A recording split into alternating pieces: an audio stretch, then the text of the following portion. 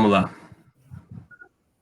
Boa noite, companheiros e companheiras. Eu sou Varlindo Nascimento, militante da Articulação de Esquerda aqui em Pernambuco.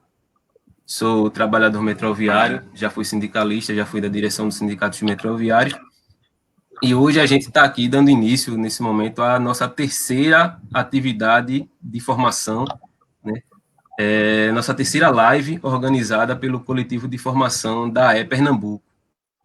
Na primeira live nós fizemos, ali, o companheiro Múcio Magalhães fez uma abordagem acerca da história do PT, né, do Partido dos Trabalhadores e da nossa articulação de esquerda.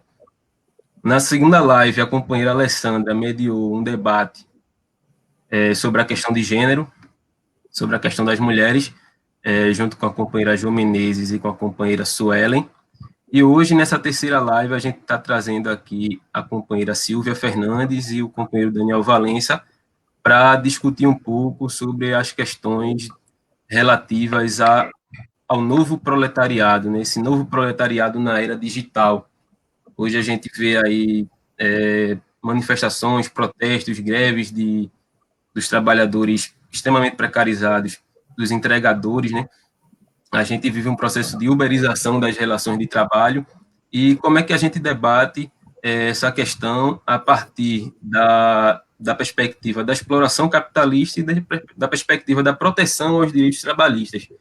E é nesse sentido que a gente está trazendo o companheiro Daniel, que vai fazer a primeira intervenção. Daniel é professor de Direito da UFERJA, também vice-presidente do PT no Rio Grande do Norte.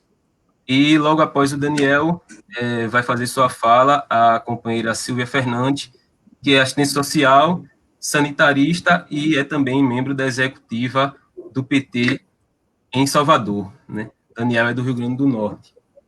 Então, a dinâmica que a gente pretende usar é de que os dois companheiros farão suas falas, suas apresentações.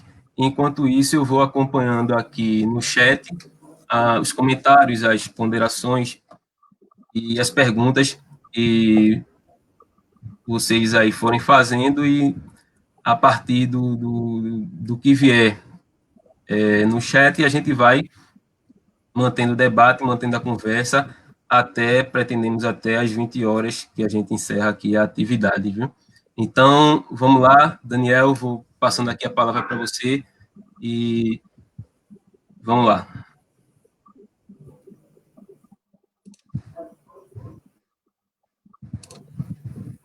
Já posso começar? Pode sim, Daniel. Agora sim. Boa noite a todas e todos. Boa noite, companheiro Varlindo. Boa noite, companheira Silvia. É um prazer estar aqui. Agradeço o convite e também parabenizo por essa jornada que vocês estão fazendo. Bom, quando a gente fala sobre a questão do novo proletariado digital, tem uma série de discussões, né? Todo um debate sobre a precarização das condições de trabalho, ou seja, que as pessoas sobrevivem de maneira totalmente frágil em relação a direitos básicos. Isso daí eu acho que a companheira Silvia vai abordar um pouco mais. Tem um debate sobre o ideário, né, do empreendedorismo, ser o seu próprio patrão, enfim, aquela ideia de economia de compartilhamento, de que é possível você ser um empreendedor, né? Eu estou travando ou vocês estão conseguindo me escutar? Deu uma travadinha rápida, Daniel, mas não atrapalhou a compreensão, não. Pode seguir, não atrapalhou a compreensão, não. Massa. Então, vamos lá. Então, tem essa série de elementos, mas se alguém quiser no chat, depois que eu aborde um pouco mais, eu volto a esses pontos. Mas eu queria focar minha exposição em outro debate, né? A gente costuma escutar, principalmente ao longo desse período neoliberal, que a sociedade mudou. E como ela mudou, é necessário fazer reformas da Previdência, pois as pessoas estão vivendo mais, consequentemente, poderiam trabalhar mais. Qual é o problema dessa concepção? É que ela parte de um pressuposto de que a riqueza que o ser humano produz deve ser não apropriada pela coletividade da sociedade, mas sim por determinadas parcelas da sociedade.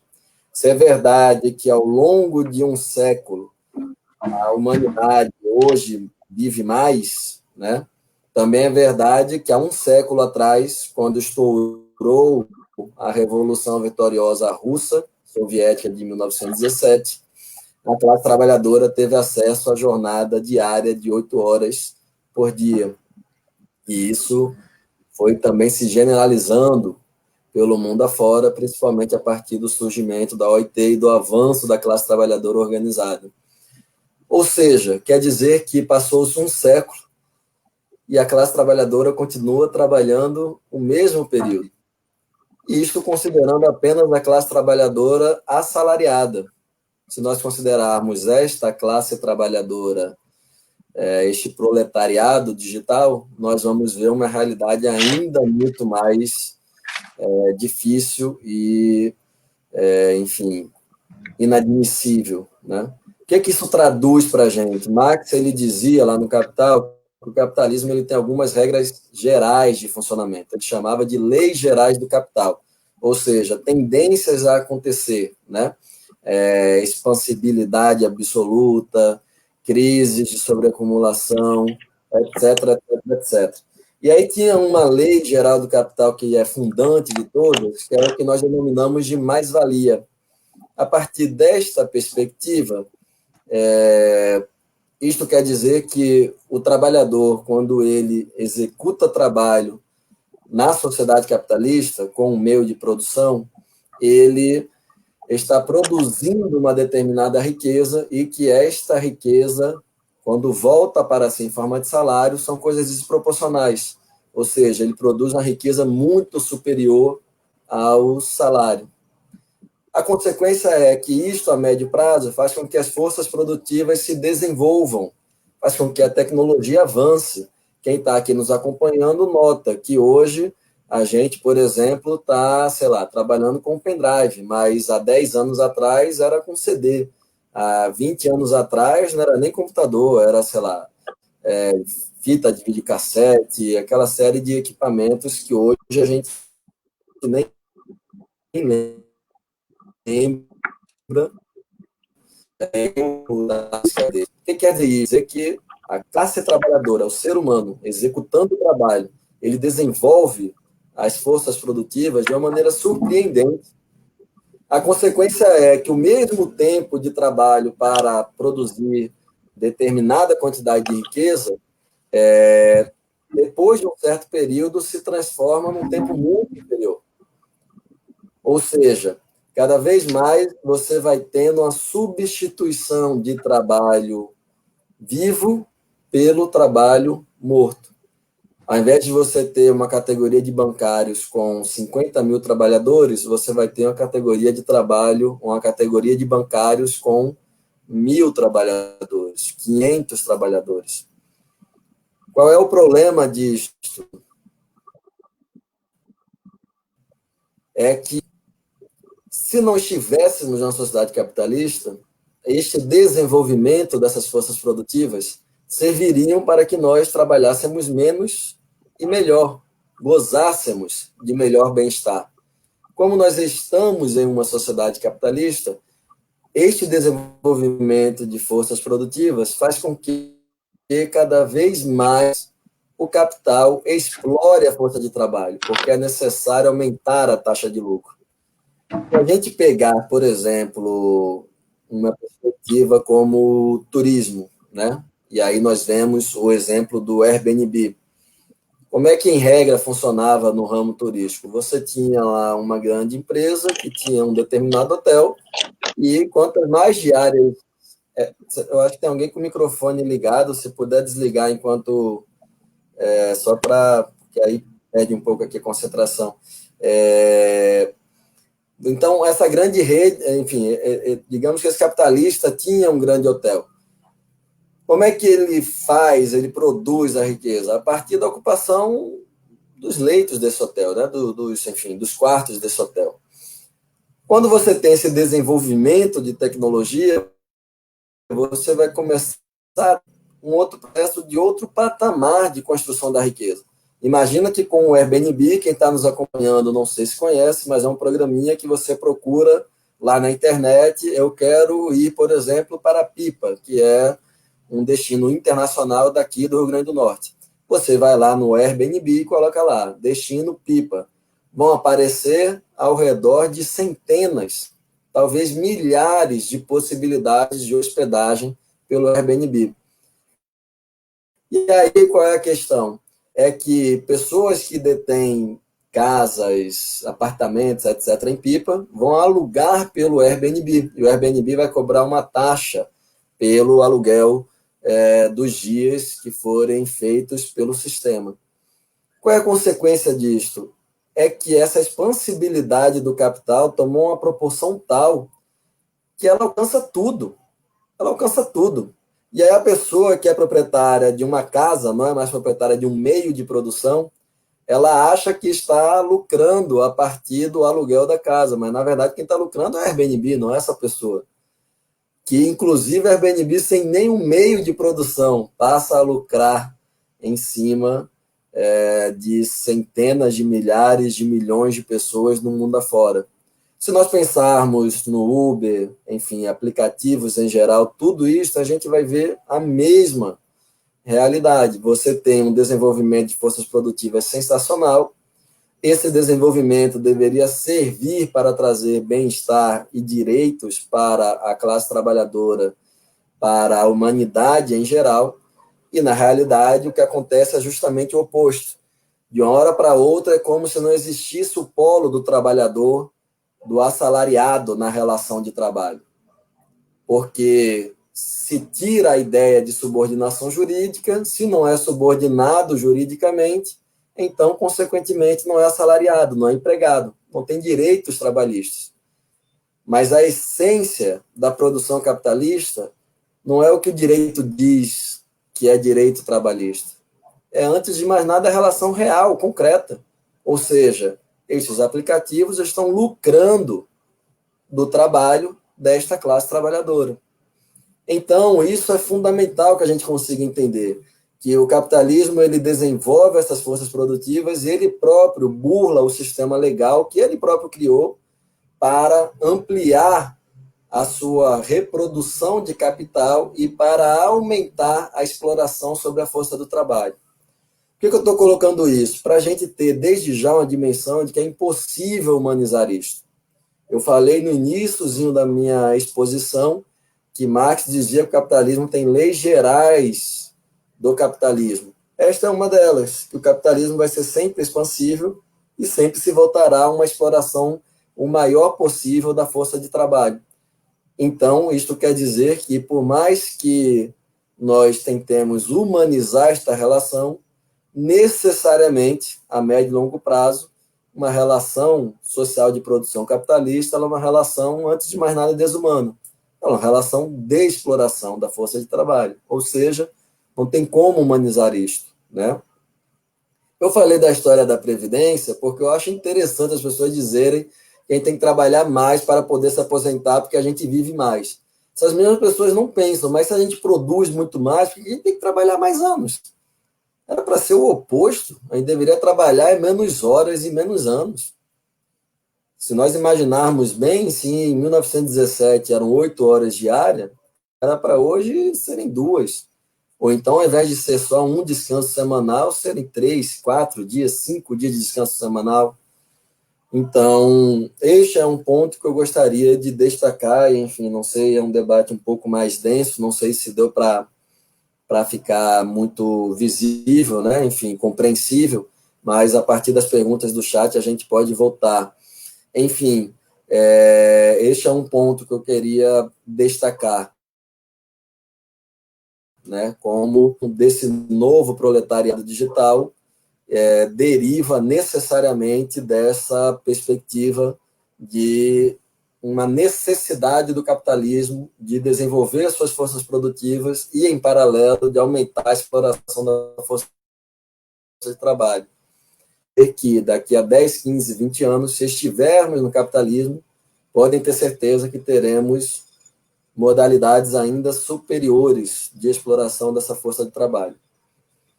O outro ponto que eu queria destacar, e aí já parto aqui para o final da minha fala para não me alongar demais, é no sentido da existência dessa classe trabalhadora.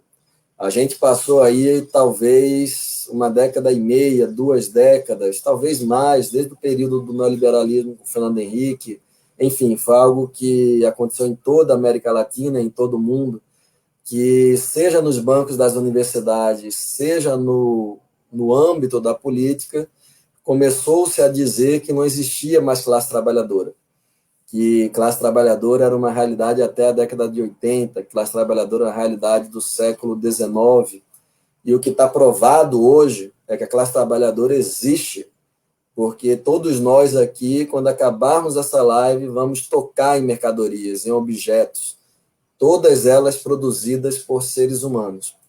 Então, necessariamente, toda a riqueza que a humanidade produz é constituída e construída pela classe trabalhadora. É claro que, na nossa realidade, um país que foi vítima de uma conquista colonial, de séculos de colônia, depois de um período monárquico, etc., etc., etc., essa exploração da força de trabalho tem um cunho patriarcal, racista, fortíssimo, né? Como tem na Bolívia, como tem no Peru, enfim, como tem em toda essa região, né? Mas, sem dúvida alguma, que as pessoas que são exploradas, elas são trabalhadoras. São trabalhadoras e são trabalhadores, né? E mais, e que, queiramos ou não, em algum momento as pessoas se rebelam contra a exploração. Então, o que é mais interessante desse movimento que nós tivemos, né, as 2 greves dos aplicativos, que a tendência, me parece, é crescer cada vez mais, ou pode, inclusive, ter um momento de arrefecimento, mas, posteriormente, isto retorna com mais força.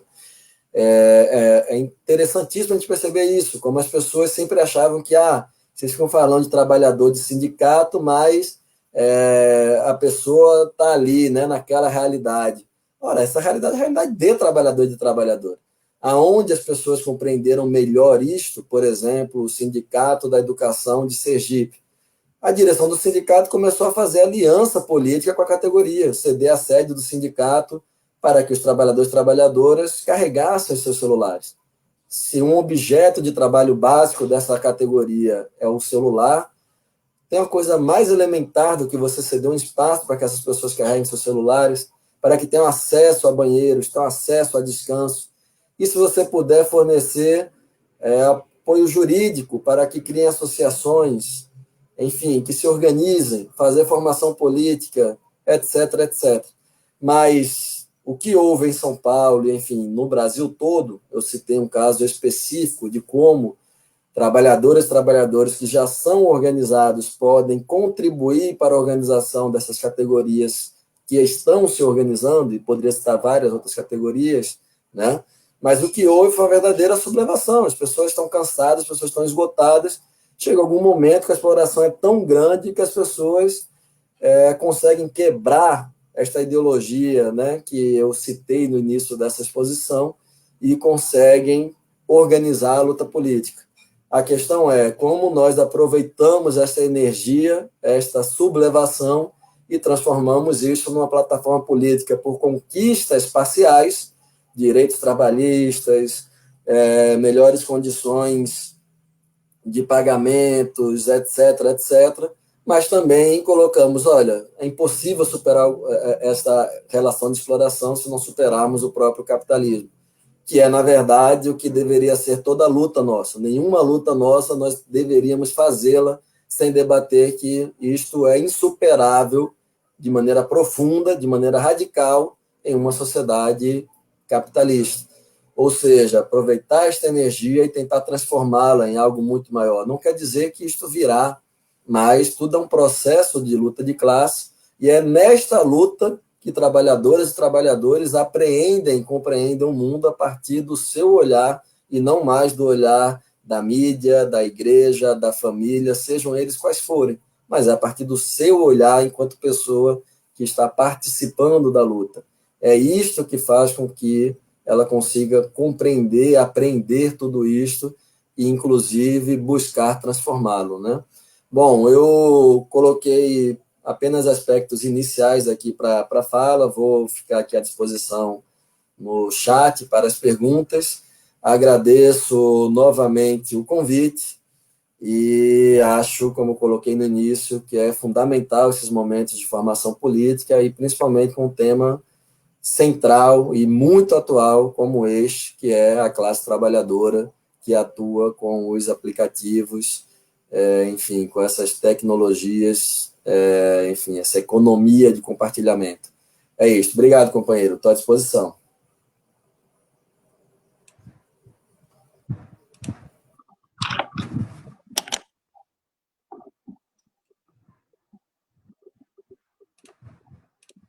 Valeu, Daniel. Obrigado aí pela contribuição. E vamos passar aqui para a Silvia também fazer a fala dela. E ao final da fala da Silvia, a gente faz aí a mistura de tudo e as perguntas do pessoal que se... Pode perguntar, viu, gente? Até agora não tem nenhuma... Tem alguns comentários aqui de boa noite, pessoal antenado aqui, companheira Raquel, companheira Luciene, Jefferson Guedes, Fátima Matias, a companheira Riso, companheira metroviária, minha companheira de luta lá no metrô, e a companheira Luiz fizeram aqui. Silvia, fica à vontade aí agora para fazer a tua fala. Olá, gente. Boa noite, companheirada. Então, bem interessante esse debate aí que o Daniel começou, né? Eu acho que a gente tem muito a falar, né? A questão das tecnologias, né? A gente sabe que as tecnologias têm muitas contradições, né? Ao mesmo tempo que a gente tem essa dominação desses oligopólios, né? A gente vê grandes corporações dominando essas tecnologias e criando a verdadeira servidão moderna, né? A gente também tem essas tecnologias que ajudam as pessoas com deficiência, que faz a gente da militância conseguir dialogar. Por exemplo, você vê o movimento indígena, como ele se articulou, né, depois das redes sociais, né? Então, o movimento social também cresce, né, com a questão das tecnologias. Mas a gente tem um processo de apropriação, né, da apropriação das tecnologias e apropriação da nossa força de trabalho, né? E como a gente falou de Marx, né, a gente fala do nosso ser social, né? O nosso ser social tem o trabalho como uma centralidade do nosso ser, né? Trabalhar quer dizer pensar o bem comum da sociedade, é você construir uma sociedade que tenha o bem comum, né? Que as pessoas tenham mercadorias para consumir, que no caso não vai ser como mercadoria, mas a gente pensa uma sociedade que a gente tem um bem viver, né? Tenta sair e voltar. Oi, desculpa, caiu? Desculpa, oi? Tá travando? Vamos lá. Eu estou ouvindo bem. Tá travando bastante. Tenta sair e voltar. Talvez melhor. Para mim tá bom. Eu bom. acho que tá travando para você, viu, Às vezes tá travando para você. Eu estou ouvindo. Posso continuar? Tá, então eu vou continuar. Tá bom. Pode. Então, a gente estava falando dessa questão do trabalho, né? Então, no ser social, a gente consegue visualizar o trabalho, né? A gente consegue visualizar as etapas do trabalho. E no trabalho capitalista, a gente visualiza essas etapas, porém, a gente não consegue se apropriar desse trabalho e desse resultado desse trabalho. Ele é apropriado pelo capitalista. E isso cria o processo do estranhamento do trabalho. Então, o trabalho, ele vira uma relação antagônica para o ser humano, né? Inclusive, no pessoal da saúde mental, tem uma galera que discute a psicodinâmica do trabalho, fala dessa cisão do afeto e do trabalho, né? Porque a gente deseja o trabalho, né? Para construir essa sociedade pelo bem comum, para pensar a nossa própria autoestima, né? Enquanto um ser que conquistou, um ser que consegue ter uma função na sociedade. Então, existe esse processo de cisão, desse processo de estranhamento. Então, no trabalho do Uber, dos Uber Eats, do Rap, né? Tem vários nomes, várias empresas, existe esse processo bem claro, né? Porque eles vendem vendem lá, entregam o lanche, mas não tem dinheiro para comprar um lanche. E as tarifas são baixíssimas, né? Você vê R$ 3, eu conversei com muita gente antes de fazer essa live. Eles recebem R$ 3 por entrega e fica flutuando esse valor, né? De acordo com R$ 2, R$ 3, R$ 4. É um verdadeiro absurdo, né? E o cara do Uber, motorista, ele é desapropriado 25%, 30% do valor, né? Então, assim, são valores altíssimos, né? Então, a tecnologia, ela está a serviço da precarização do trabalho, não a serviço do bem comum, da gente construir processos de socialização. É um processo de exploração, né? Então, conversando com esses trabalhadores, qual é o grande dilema, né, que a academia está discutindo, os trabalhadores estão discutindo?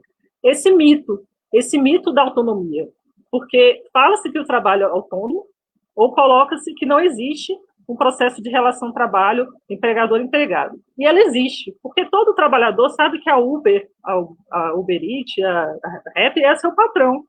Porque, pensa, o cara não consegue escolher a tarifa que ele recebe. Então, assim, ele não tem gerência sobre o valor que ele recebe, né? É a Uber que decide, né? Ele tem um processo de entrada no trabalho com critérios e tem um processo de demissão, né? Porque se ele faz uma viagem fora da Uber e ficam sabendo, ele é expulso. Então, tem um processo de demissão também, né? Ele não tem controle da jornada de trabalho dele, porque a jornada de trabalho dele, se ele ficar um tempão com o aplicativo desligado, ele, não, vou dar um tempo aqui, já estou recebendo bem, que não acontece, né? E aí ele é expulso da plataforma. Então, essa jornada de trabalho, ela não é definida, não tem autonomia aí, né?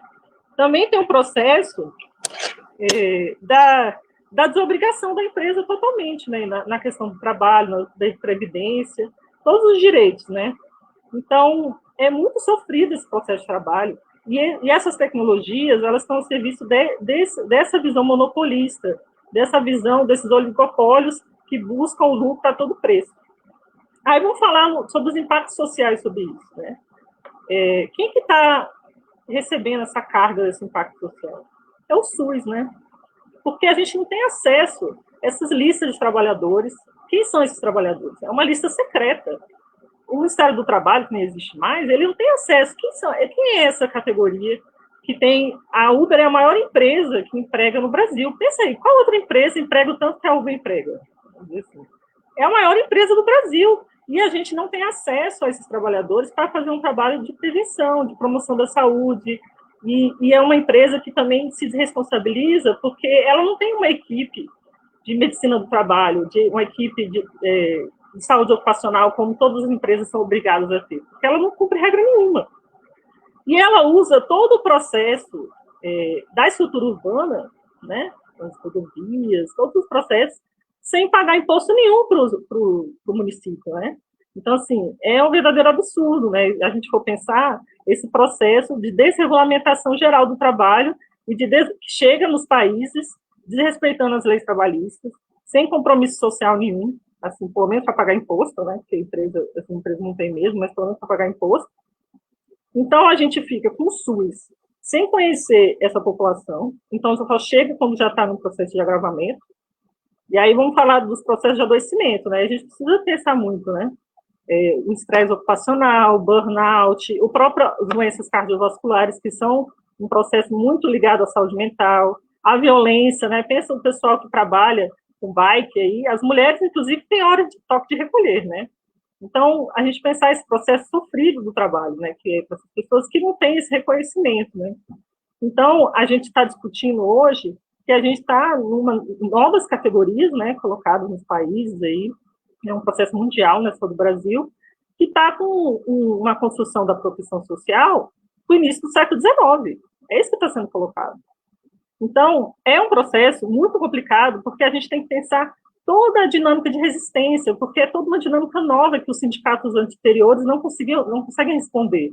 Porque, inclusive, é um processo de adoecimento muito forte, porque tem um isolamento. Pensa uma pessoa com transtorno psíquico que está isolada.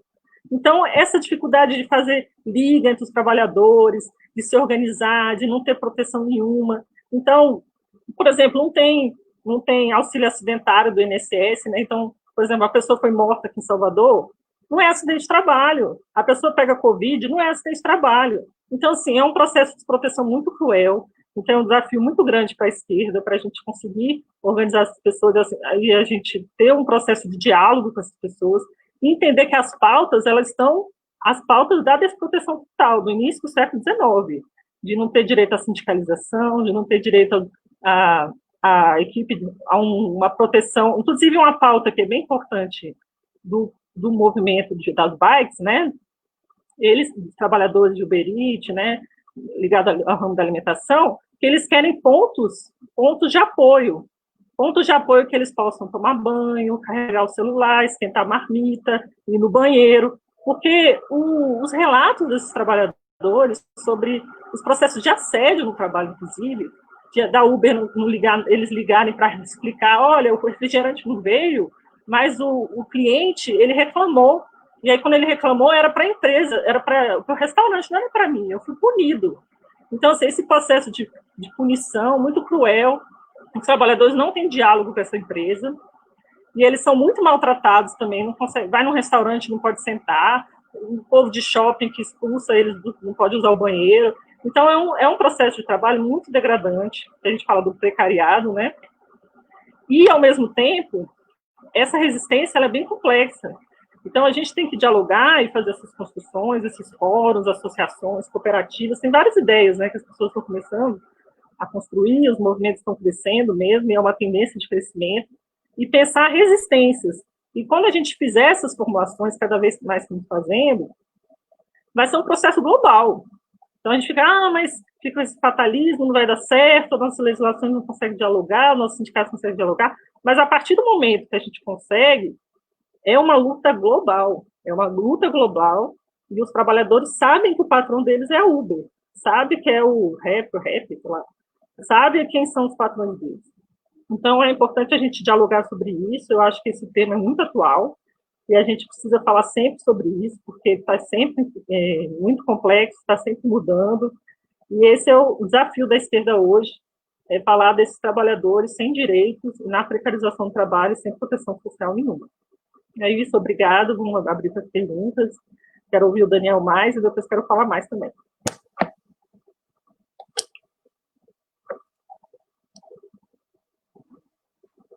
Beleza, Silvia.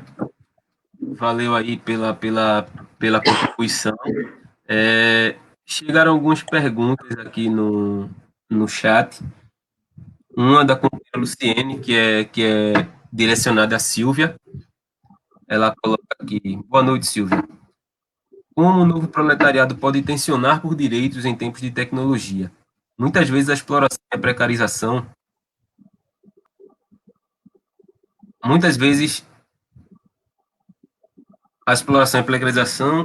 inviabiliza o trabalhador, porque a jornada de trabalho foge da sua autonomia. Tem uma outra colaboração aqui, outra pergunta da companheira Lúcia Oliveira, que aí ela não especificou para quem iria a pergunta, eu deixo para que vocês fiquem à vontade para responder. A Lúcia questiona se essas novas relações de trabalho elas podem estar criando uma nova forma de escravismo. A gente pode considerar que essas novas formas de exploração do trabalho elas podem ser consideradas um retorno a um regime semelhante ao escravista. Aqui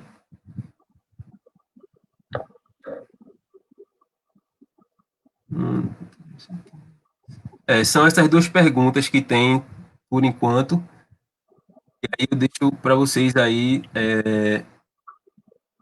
sobre elas. Enquanto isso, eu vou acompanhando aqui o chat e ver se aparece mais alguma. Pode começar, Silvia? Fala, Daniel, essa segunda, eu acho que bem a sua cara. Eu posso responder a primeira. Tá bom. Vai.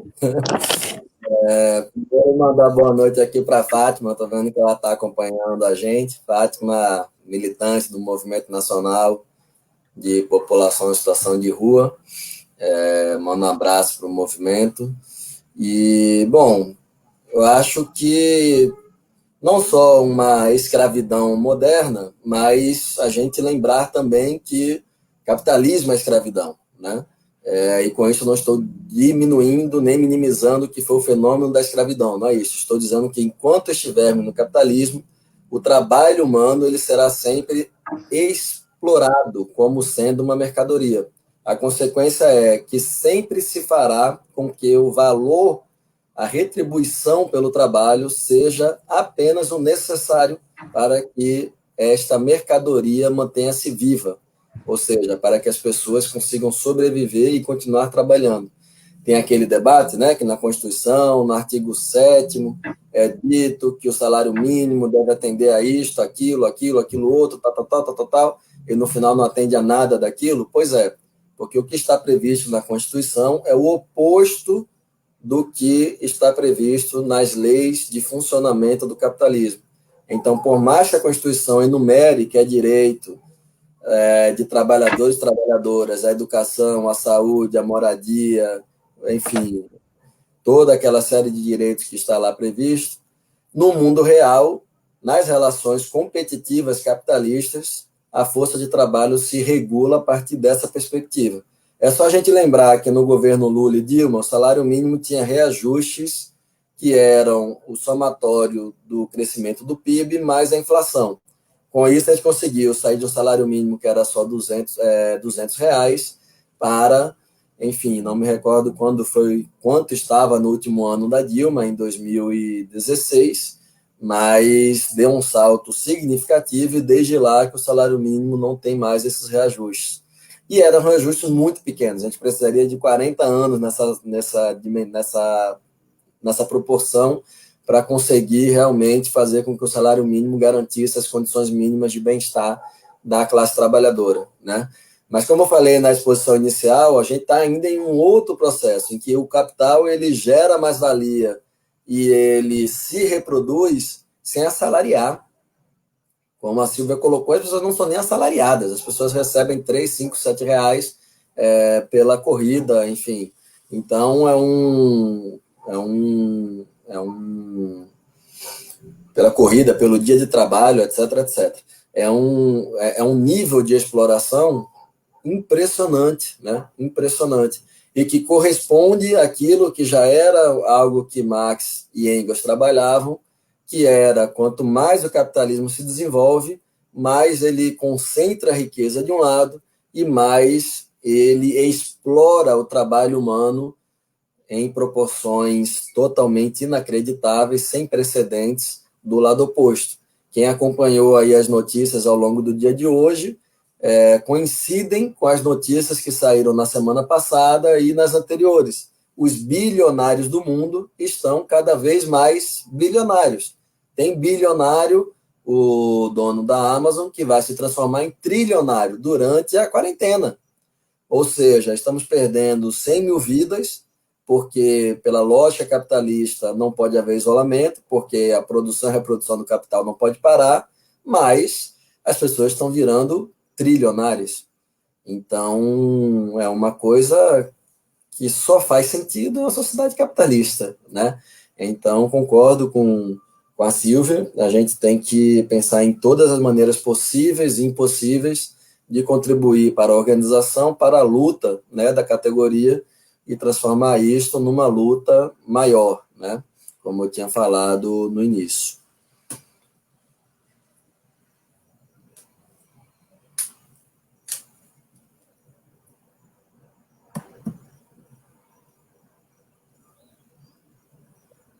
Tinha caído aqui, voltei.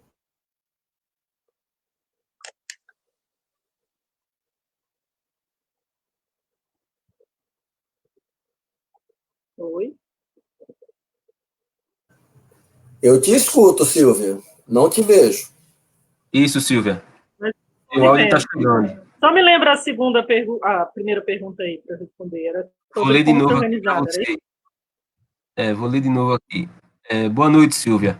Como o novo proletariado pode tensionar por direitos em tempos de tecnologia? Muitas vezes a exploração e a precarização inviabilizam o trabalhador, porque a jornada de trabalho foge da sua autonomia. Olha, como se organizar, né? Deixa eu tentar me ver aqui, mas acho que vou falar sem me ver.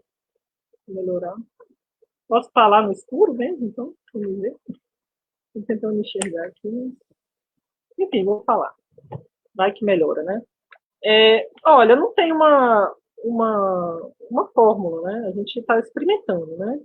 Existe uma luta muito forte sobre o reconhecimento da relação de trabalho, né? Acho que essa é uma linha que os movimentos sociais estão atuando aí, né? Pressionando o direito do trabalho, a justiça do trabalho, né?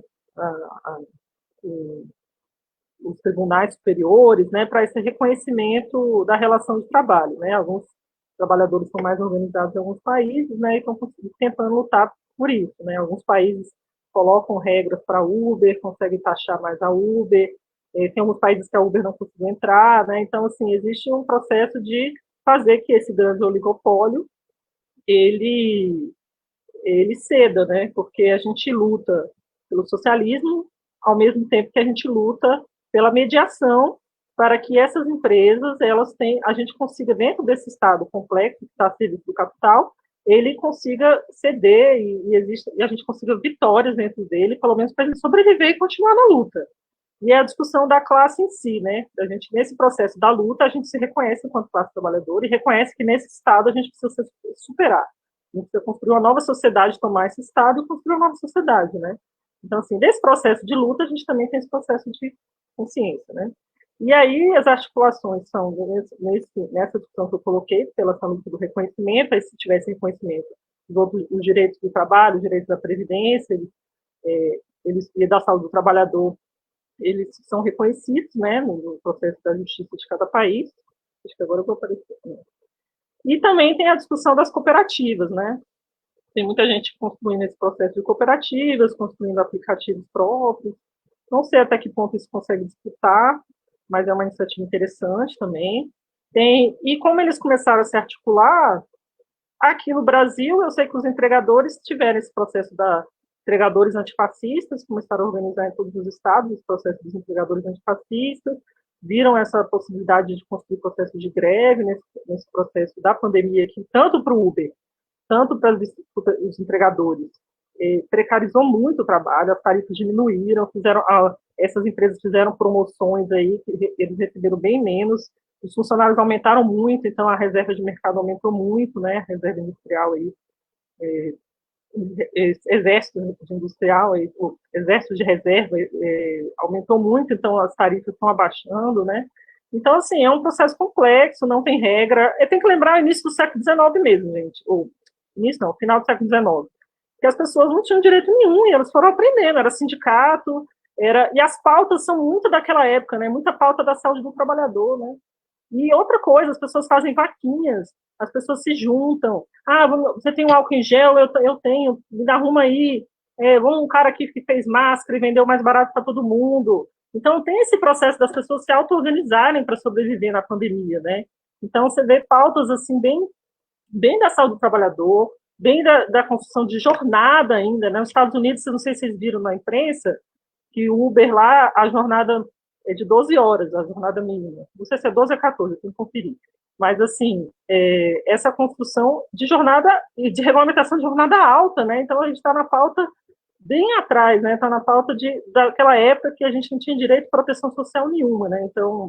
Então essa era da desproteção, né? Que estão se discutindo, né? Então, não é um processo simples, e é importante a gente pensar também o nosso papel. Mesmo a gente não sendo trabalhador, entregador, motorista, a gente é usado, inclusive na saúde do trabalhador, a gente fala que o cliente é o risco ocupacional. Porque pensei, vou dar um exemplo para vocês conseguirem enxergar. Lá na fila do supermercado, por que os supermercados sempre tem pouco caixa? Porque tem que ter fila. Aí, quando tem fila, o trabalhador tem que trabalhar rápido, tem que ter processo repetitivo, rápido. E aí, isso dá a dinâmica do tempo do trabalho. E a gente é a mesma coisa. Por que os caras não empregam gerentes, fiscais? Não, a gente é o gerente. Eles atribuem a gente o papel de fiscalizar o motorista. Ou seja, até o nosso trabalho, a Uber está atribuindo a gente uma função que era dela de fiscalizar, ver a qualidade do trabalho, ver se a gente ainda não tem a visão de enxergar aquela complexidade daquela condição de trabalho que fez aquele problema que aconteceu, sei lá, acontecer, né? A gente só vê aquele momento, né? A gente ainda tem uma visão equivocada. Então, assim, pensar muito bem quando a gente for avaliar essas pessoas, né? Que a gente está fazendo o papel da Uber, que tinha que ser da Uber, né? Fiscalizar o trabalhador, ver a qualidade do trabalho, é papel da empresa, e com ética, não sem ética. Então, a gente também está fazendo esse papel do cliente risco ocupacional. Então, é sempre bom a gente pensar sobre isso, que o trabalho a mais-valia é desapropriada do trabalhador e nossa, enquanto cliente. E é importante a gente discutir isso e pensar que é resistência e apoiar esses trabalhadores e construir processos de resistência, que é um processo de gente pensando em trocas aí. Eles começaram com associações, fóruns, e vai avançando. E só a luta muda. Basicamente isso. Eu estou achando ruim ficar aqui no escuro. Vamos esperar que melhore. Será que se eu sair e voltar? Deixa eu tentar.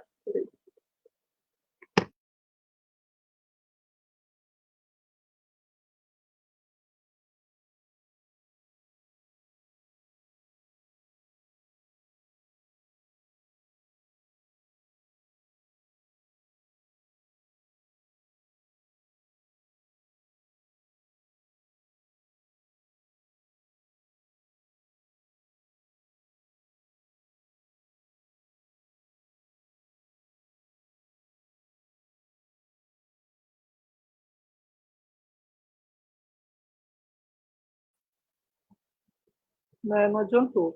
Deixa eu ver se talvez do celular. Vou tentar ficar pelo celular. A sua câmera está ativada, Silvia? Aqui na parte inferior.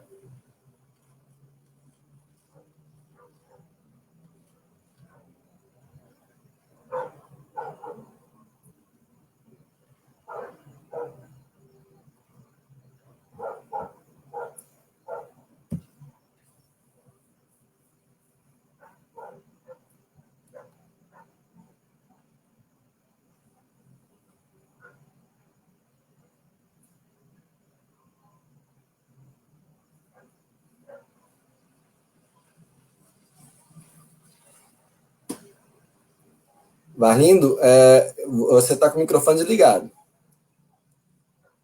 Oi, voltou agora. Voltou? Voltou. Massa, valeu. Eu cheguei. Eu tava... Olha aí. Massa, valeu. Agora chegou a imagem assim. Pronto, eu tava lendo aqui, vocês não estavam me escutando porque eu estava com o microfone desligado, mas eu estava lendo um comentário que a Suelen Aires fez em cima daquela colocação de estarmos ou não voltando a um processo escravista, né? Aí ela faz uma observação aqui importante, que é trabalho análogo à escravidão. Ter atenção à forma conceitual é necessária. Temos um passado não tão distante colonial escravocrata que tem fortes consequências até o dia de hoje, mas ela faz uma observação sobre a questão do anacronismo de usar o termo escravidão. Não, eu entendo isso mesmo, tem muito esse debate mesmo, a gente não banalizar a questão do... desculpa, te interrompi. Não banalizar a questão da escravidão, né, que é um outro processo violento, que é bem diferente do ponto de vista histórico, né? Mas acaba de falar aí, depois eu falo mais. Massa. Tem alguns outros comentários, algumas outras perguntas aqui, mas a gente está chegando no limite do tempo, né? Até porque a gente combinou até às 20 horas por conta de outros compromissos de vocês também. E eu queria dar um tempo aqui para que vocês fizessem as últimas considerações e tal. Então, eu só vou aqui ler mais uma pergunta da companheira Elizabeth, a companheira Betinha aqui da Pernambuco aqui, que ela faz uma pergunta para você, Silvia. Se você considera que o proletariado de hoje, da zona urbana, tem as mesmas dificuldades que o proletariado do setor agrícola. A exploração dessa força de trabalho depende de estar organizado num sindicato? Para compreender, Silvia? Entendi. Para responder já? Olha... É a última pergunta que tem aqui no chat.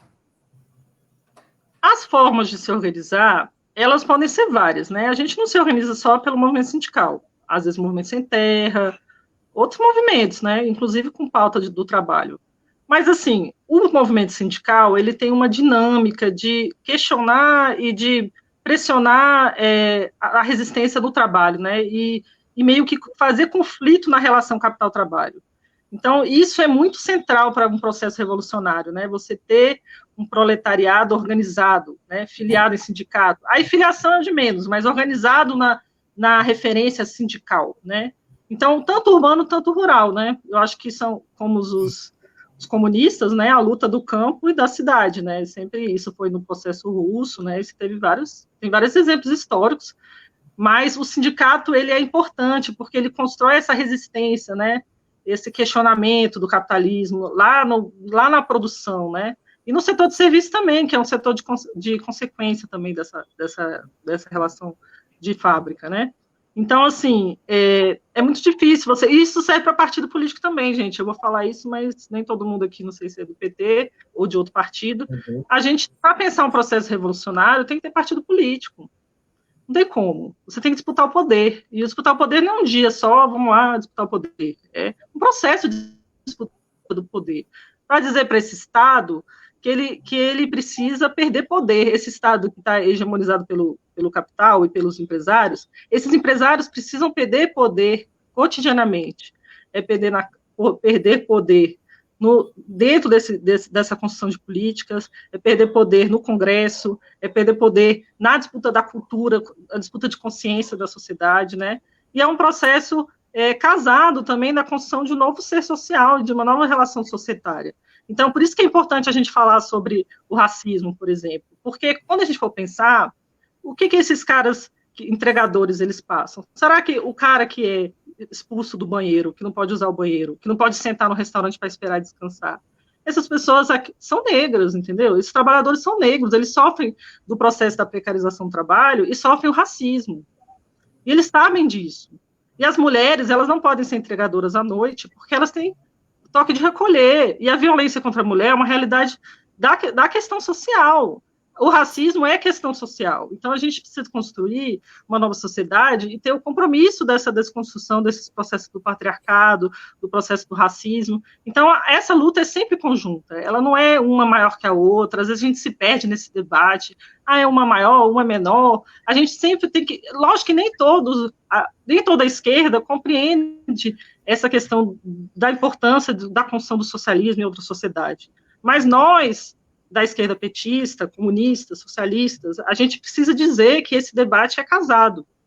Não é maior que o outro, abolir esses termos identitarismo, não sei quem inventou isso, é um negócio despolitizado, fica diminuindo o debate, é uma construção, um conceito fraude, né, que não tem conceito nenhum aí. A gente sempre precisa fazer o debate casado para entender que não existe feminismo, não existe socialismo sem feminismo, e sem o fim do machismo, não existe socialismo racista, existe socialismo para as pessoas serem livres da exploração de classe, a gente precisa também ser livre do racismo e ser livre do patriarcado. Então, é sempre um debate conjunto, e quando a gente vai analisar as relações sociais do trabalho, elas são assim.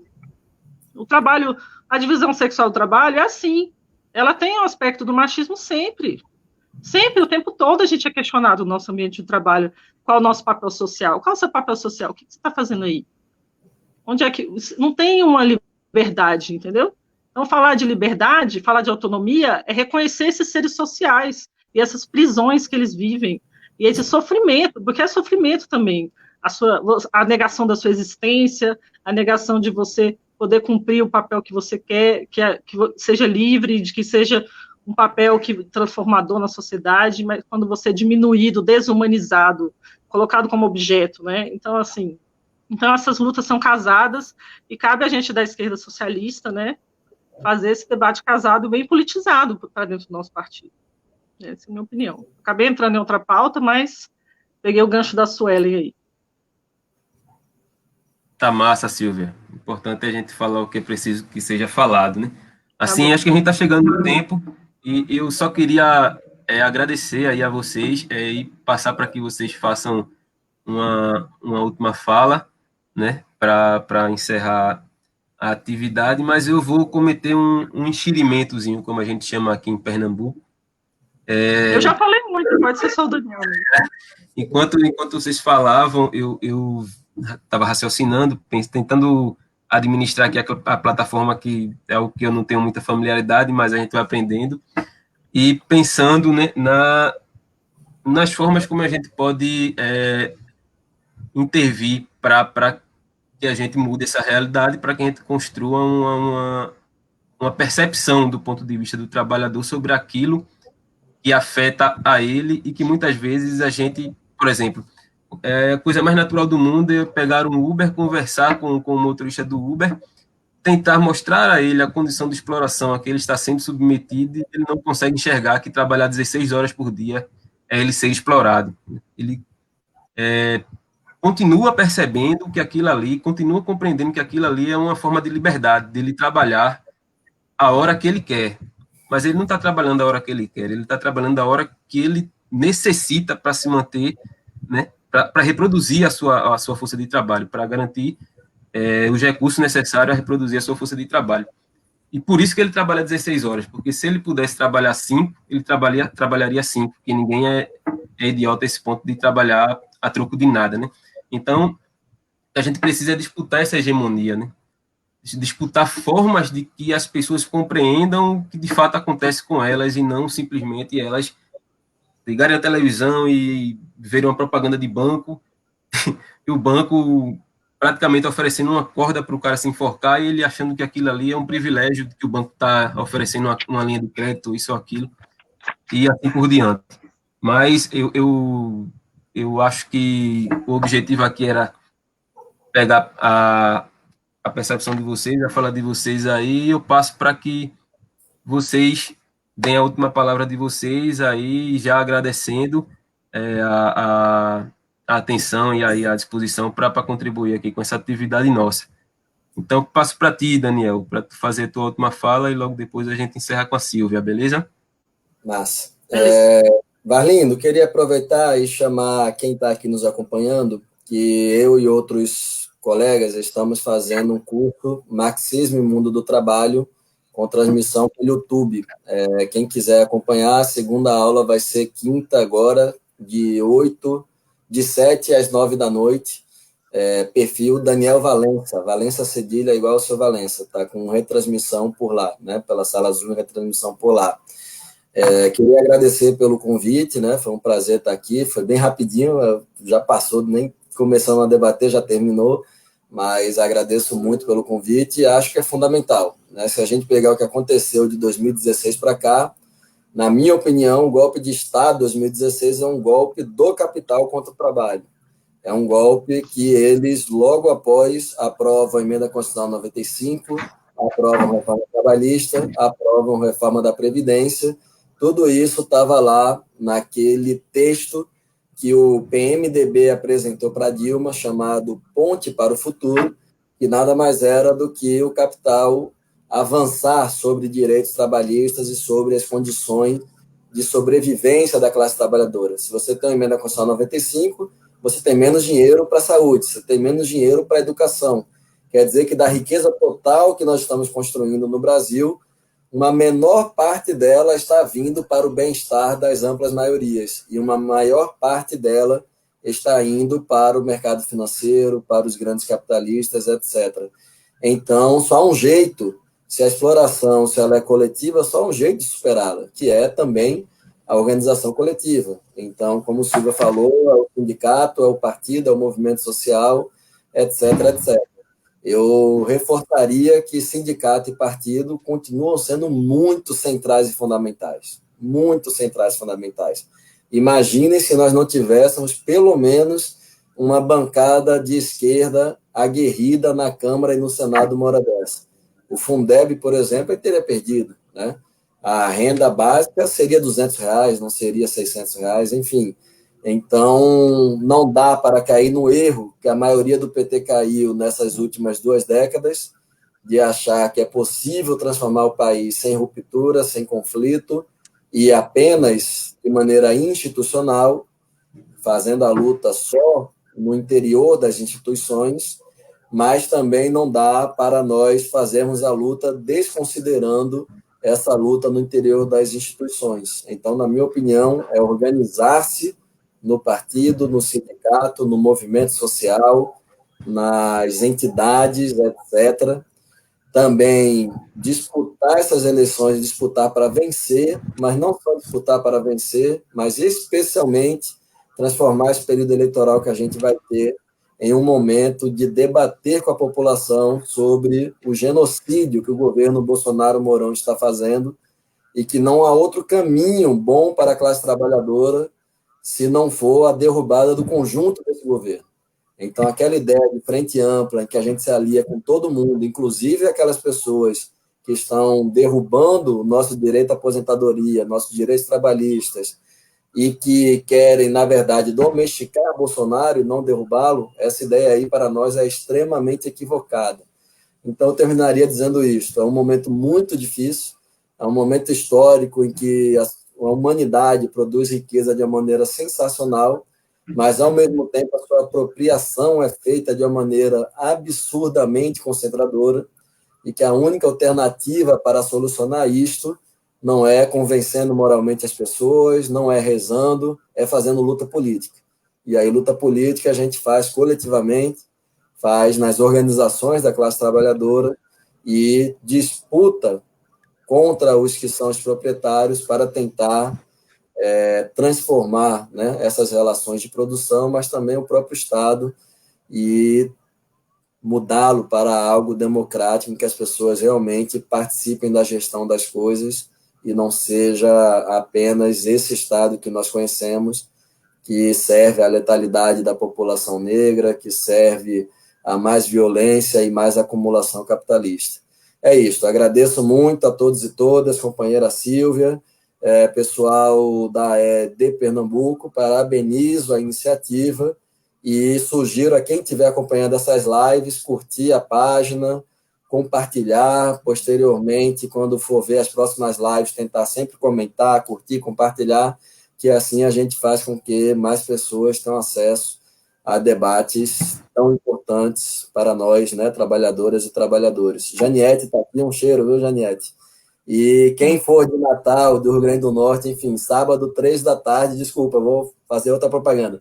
3 da tarde a gente vai estar fazendo o nosso seminário de debate e construção do nosso programa pré-candidatura a vereador em Natal, a partir das 3 da tarde, com transmissão no YouTube. Daniel Valença, quem quiser participar, interagir lá, tamo junto. É isso, gente, muita força, muita luta, vamos superar esse momento difícil que estamos passando. E agradeço de novo pelo convite.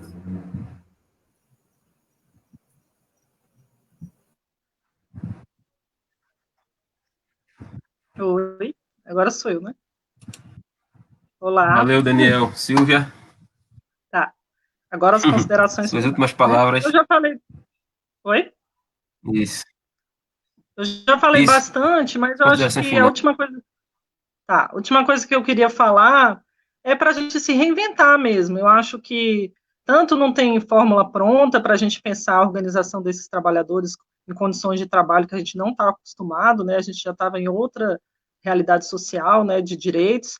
Então a gente está num processo do neoliberalismo, né? Está retrocedendo muito rápido, né? Os direitos do trabalho, os direitos da seguridade, né? A gente está a emenda 95, né, a gente vê como que não tem orçamento para a Seguridade Social, né, como que está violento esses ataques, né, aos direitos do trabalho, aos direitos humanos em geral, né, então a gente às vezes fica meio atônico, né, não sabe o que a gente vai fazer, só que a gente tem que sair do estado da letargia, que às vezes que é quase um processo de sofrimento mesmo, que deixa a gente meio paralisado, né? A gente tem que sair disso, a gente tem que resistir. E tem muito espaço para resistência.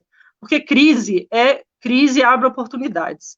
É um momento mais difícil, sim, mas é um momento que mais propício para a consciência de classe mesmo. Dá para saber, dá para sentir isso quando a gente vê vários familiares e pessoas que estão questionando o Bolsonaro, várias pessoas, esses entregadores se organizando, pessoas questionando, agora eu tenho que dar aula online, tem que dar atenção básica online, educação básica online, e aí não consegue dialogar com os estudantes, e aí as empresas, universidades privadas, os colégios privados, até o Estado, colocando condições de trabalho péssimas, né, a todo custo, lucro a todo custo, né, então é um momento propício para a gente se organizar. E não tem fórmula pronta, né, e os sindicatos, eu acho que os sindicatos mais tradicionais, porque os sindicatos que a gente tem mais força, né, esses sindicatos mais de grandes categorias, né, professores, bancários, eles têm que se diversificar e criar alianças, né, por que a gente tem categorias tão fechadas, né, por que o cara que é demitido, ele não pode continuar no sindicato? Às vezes eu fico pensando nisso, né, por que o sindicato, quando a pessoa está lá, sei lá, um metalúrgico, aí ele é demitido, por que ele não deixou de ser metalúrgico, por que ele precisa sair do sindicato? Né, por que esse sindicato não representa mais, né? Então, assim, existem experiências, na Argentina é assim, que as pessoas têm uma função de trabalho, e o sindicato representa essas pessoas, né? Então, a gente precisa avançar, e precisa fazer alianças, né? Eu acho que uma coisa que é bem da época do novo sindicalismo, ali na década de 80, quando tinha essas alianças da comunidade com os sindicatos, né?